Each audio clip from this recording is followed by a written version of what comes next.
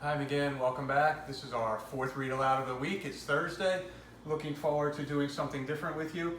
I decided this week, or today, we would read one of our new You Choose books, and this one is called Could You Survive the Cretaceous Period?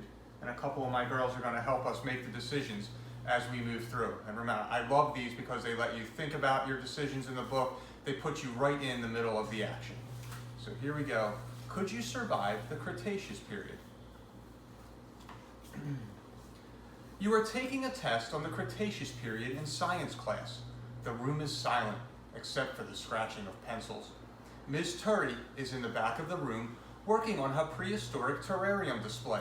Suddenly, you hear some electric pops, and she lets out a startled gasp. You've always liked Ms. Turry because she really loves science, and it shows. She's always talking about cool discoveries and cracking science jokes, and she does lots of experiments. Her class is never boring. That's why you don't think much about the noises at first. It's just another one of her fun experiments. But then the room gets humid. A smell comes from the back, like mud and leafy plants. Oh my, Ms. Turry says. You look back. The terrarium contains a model of a Cretaceous period landscape, complete with plants, toy dinosaurs, and a pool of water representing a sea. For some reason, two big electric cords are attached to the side of the terrarium. A small gray laptop sits on the table next to it. Its cable has slipped into the fake sea. A gooey liquid sizzles around the computer, eating at the desk. A thick mist wafts from the tank. You drop your pencil. Is everything okay? You ask. Please, says Miss Turry, keep working. I'm just going to get the custodian. She speed walks out of the room. You want to obey her, but your curiosity gets the better of you. You and your best friend Harriet go to the now rumbling tank for a closer look. The mist wraps around you. Don't touch anything, Ms. Turry calls from the hall. Other students are coming back to look too. Your head suddenly feels strange. Why are you so dizzy? Did the toy Triceratops just look at you?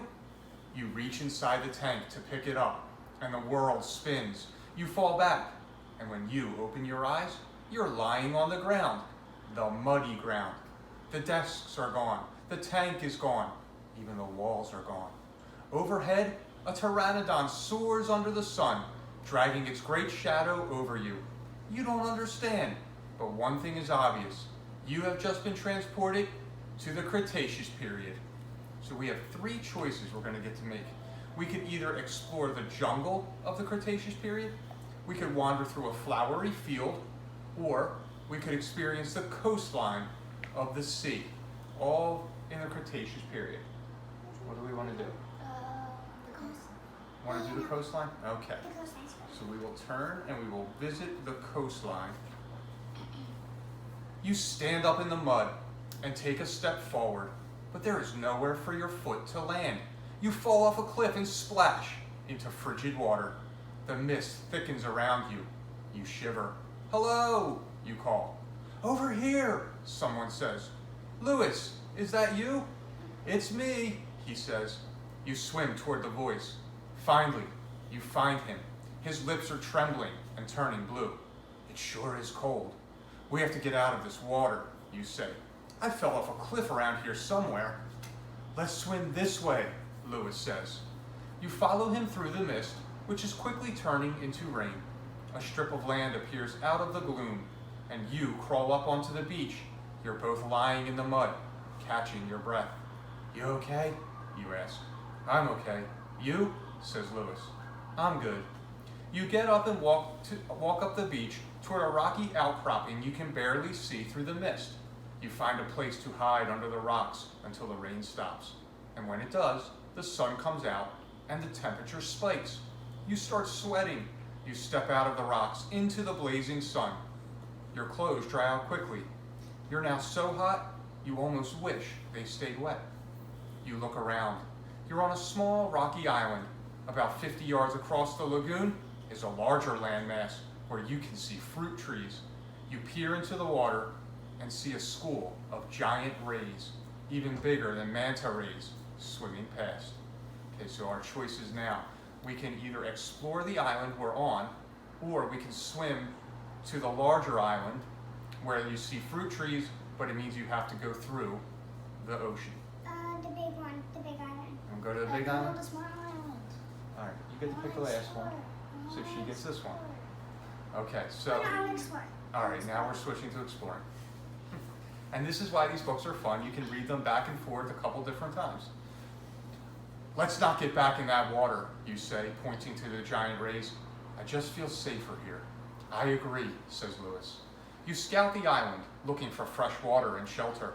You walk through a swampy stand of trees and come out at a cliff edge. This must be where you fell off when you first arrived. Birds and several pteranodons soar overhead. Out of the water, you hear splashes and churning waves. What is creating this ruckus? A giant head rises out of the water on a long, powerful neck.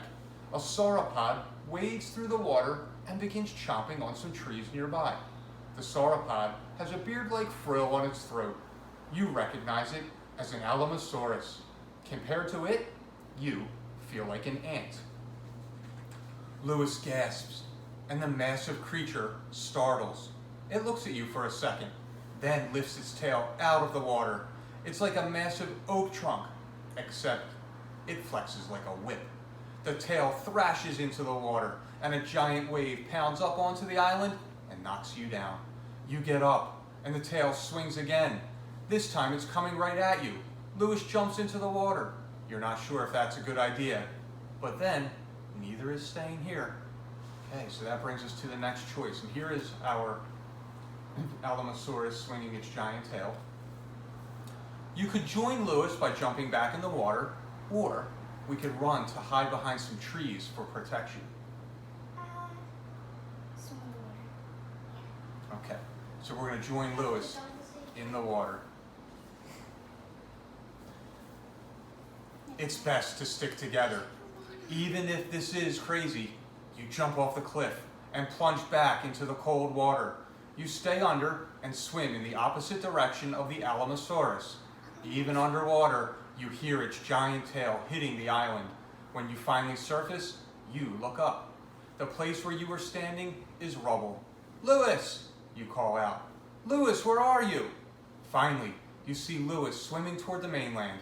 You swim after him, but suddenly a fish, almost as long as a minivan, swims upward toward you. It has gaping, sharp-looking teeth. It's a Siphocatinus, and it opens its mouth to chomp you. It looks like your time in the Cretaceous period might be over. You swim as fast as you can, hoping to find Lewis and a way to survive. And now it is up to you to finish that book. And that's what I love about these You Choose books. You can throw yourself in, you pretend to be a character. You can also look up some of the things you read about in the Cretaceous period, the different dinosaurs. You could read this book. It has 33 choices and 17 endings, and it gives you a different adventure each time. Dad, wasn't that a piranha? It looked like a piranha, but it was just a giant one from the Cretaceous period. Okay, McGinn, enjoy. I hope you guys have a great rest of your night. Take care.